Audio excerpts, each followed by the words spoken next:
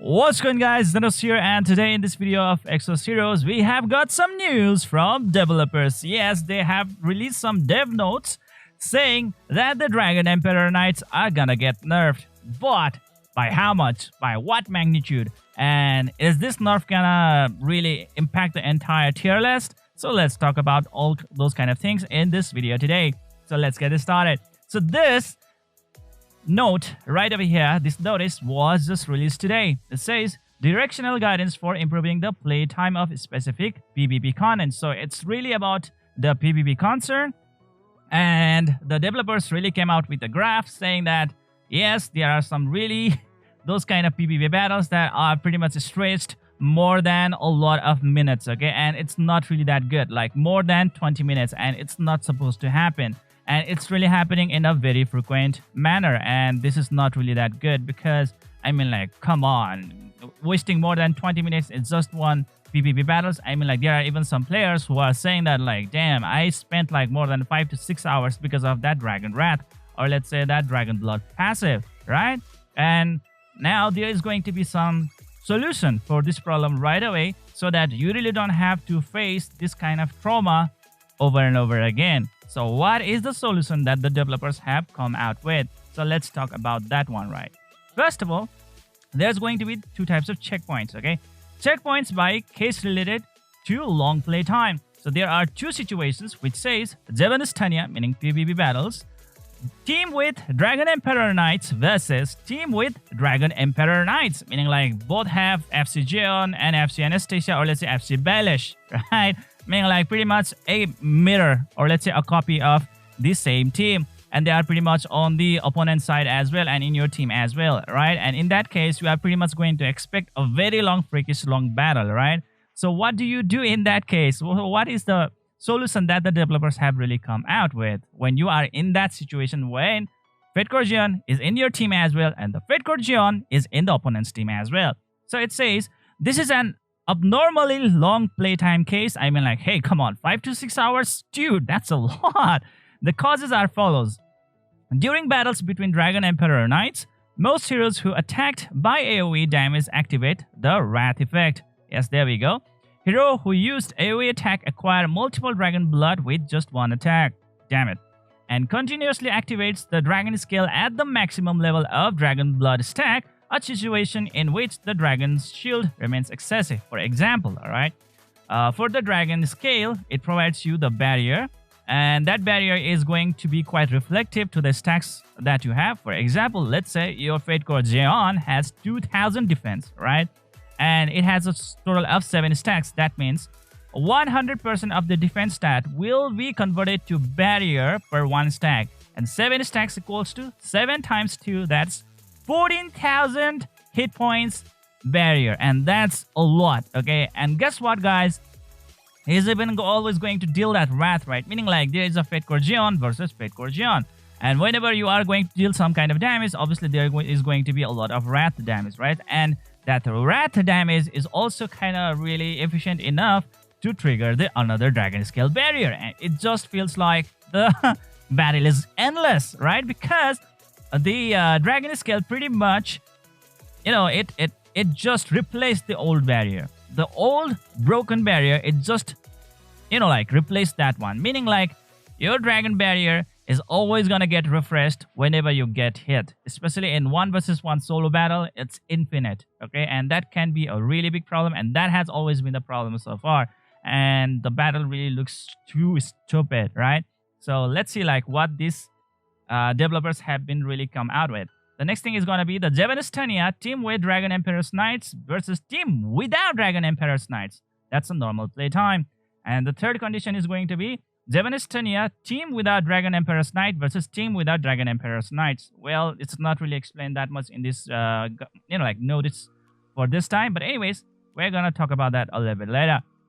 For other contents, normal playtime, okay, whatever, blah blah blah, okay. So the direction of improvement in Zennosh playtime and its impact. So they are going to come up with this revision, which says we will modify that the Dragon Blood is not stacked by Wrath, the counter damage. Yes, meaning like when you have this Dragon Blood effect going on, you are going to counter, right? And the counter damage is a lot, meaning like whenever you receive a hit, you are always going to counter. Even though you are in a stun effect, even if you are in any kind of like negative status effect, you are always going to counter. Even if you are in the break status effect, guys, you are still going to counter with that Wrath. The Wrath is a very superior type of counter which never misses. It just goes on, except you are blinded. I mean, like when you are blinded, the Wrath pretty much like misses the attack. You can pretty much dodge the attack. So that is it, all right? But in other cases, the Wrath is Wrath. I mean, like literally, it's the Wrath, guys, because 7 stacks is going to deal 790. I mean, like 490% of the basic damage as like counter attack, and that's gonna hurt real bad, and it hurts real bad, guys. It's quite enough to annihilate the entire opponent team. Yeah, that's the problem right over there.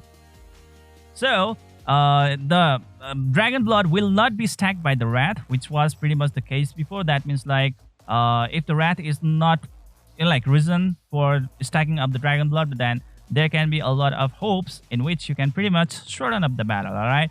Among the passive skills of the Dragon Emperor's Knight. Alright, there we go. Impact for each case. 1.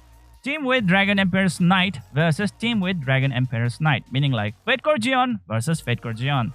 Basically. The strongly designed skill of Dragon Emperor's Knight to AoE attacks and damage over time will remain the same. Alright, so AoE attacks or the dot damages, or let's say over time damages, are still going to do the same kind of effects, okay? Whereas in the battles between the team with the Dragon Emperor's Knights heroes, we expect to improve the playtime, meaning like reduce the playtime by reducing the amount of passive skills Dragon Blood. Okay, so if it's the fight between the Fate Core Geon versus Fate Core Geon, so what's going to happen is that the amount of passive skills, or let's say the Dragon Blood stacks, is going to be modified. Maybe like how many stacks that you are gonna get per attack, or maybe something like that, okay? Or maybe like every 2 or 3 hits only that you are gonna get 1 Dragon Blood +1 or something like that. We really don't know at this moment, okay? It can be anything. Let the developers really figure this one out, but they are saying that this Dragon Blood passive is actually going to be tweaked a little bit so that it will improve the playtime of our PvP battles when there is a Fate Core Geon versus Fate Core Geon, or let's say Fate Core Geon versus FC Anastasia, right? So there we go. And frequency of granting a barrier as well. So both skill, guys. Obviously, Dragon Blood is going to impact both the Dragon Scale as well as the Wrath, isn't it? And when the Dragon Blood itself is affected, then obviously the counter damage plus the barrier effect is going to be really greatly, affected. So there we go. And in that way, yes, it might be pretty easy to shorten up the battle really fast. Yeah, that could be good. Whereas, guys, team with Dragon Emperor's Knights versus team without Dragon Emperor's Knights. No impact. Jesus, like what the hell? Yeah, guys. So if it's Fate Core Geon versus Fate Core Battery, Fate Core Geon versus Fate Core Radley, okay? In that kind of case, there's gonna be no such effect at all. Everything will retain as the same as before. Nothing will change, alright? It says, this case is not affected by the modification. You can use Dragon Emperor's Knights heroes in the same way as before. 3. Team without Dragon Emperor's Knight versus team without the Dragon Emperor's Knight. No impact. This case is not affected by the modification. Obviously, like, what? Hey, yo, what? It's so common sense. Other contents, no impact. This case is not affected by the modification. So it says, other contents really referring to Holy Dragon Grounds and many other like PvE contents, story contents, boss battles, core raids, whatever that is, Yupir's Labyrinth. In those kind of cases, it's not really going to impact whatsoever. Only in the PvP content, it says, as so far. Let's see what's going to happen. I really don't know, like, what's going to happen, especially in the Coliseum.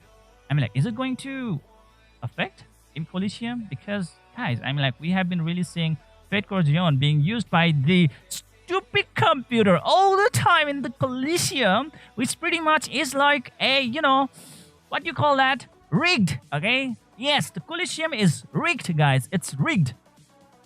Please check this to play the game, and we will continue to make more efforts to check and cope with your opinions. Thank you. So that's what it has been said so far by the developers in this game. So right now, what I can say is that when it comes to the Fate Core Geon versus the Fate Core Geon, or let's say Fate Core Anastasia versus the Fate Core Anastasia, or let's say Fate Core Geon versus Fate Core Baelish, in that case, the dragon blood will be tweaked in such a way that the dragon scale and the wrath is going to be a little bit modified, okay, so that it will be easier for you guys to finish up the battle in lower counts. But if it's going to be the Fate Core Geon versus any other normal units like, let's say, Rudley, Battery, Rachel, or whoever that is, what's going to happen is that the dragon scale, or let's say dragon wrath, or let's say the dragon blood, is going to just work as it is, just like that. That means there is gonna be no change in the tier list. And if you are pretty much saying that, like, is it really a huge nerf on the dragon's blood? I would say, like, hell no. No, it is not. It's still OP, okay? It is still OP. Because, like, compared to the other hero units, this dragon passive is still going to dominate other players. There is going to be no change at all. No impact, it says. So there is definitely going to be no change in the tier list. And if you are pretty much saying that it's going... Is it like a perfect example of getting nerfed? I would say, like, hell no. It's just a little bit of adjustment so that you really don't have to keep on playing the stupid PvP battle for more than 20 minutes or maybe like for hours, okay? That's pretty much it. That's the thing that these developers are pretty much trying to fix. But the superiority, the godliness, oh my god, Jesus, what the hell? The godliness, guys, yeah, the heavenliness of the dragon blood still stays the same. So there we go. That is pretty much it, guys. This is it for today, guys. I hope you enjoyed this video. Please don't forget to hit the like and subscribe button to keep on enjoying the contents of my channel. See you guys in the next video.